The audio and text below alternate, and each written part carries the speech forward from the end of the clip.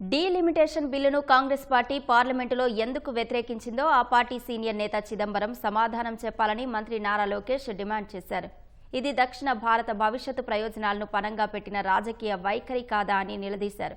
ప్రస్తుత ఆర్టికల్ 81 ప్రకారం 2026 జనగణన తర్వాత దక్షిణాది రాష్ట్రాలు, ఉత్తరాది రాష్ట్రాల ముందు తమ ప్రాతినిధ్యాన్ని కోల్పోవడం నిజం కాదా అని ప్రశ్నించారు.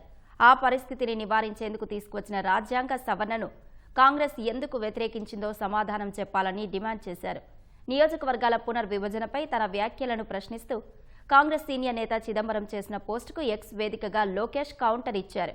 భారత రాజ్యాంగంలోని ఆర్టికల్ 81 ప్రకారం లోక్సభ స్థానాల పెంపు 1971 జనగణన ఆధారంగానే ఇప్పటి వరకు నిలిపివేయబడిందని గుర్తు చేశారు.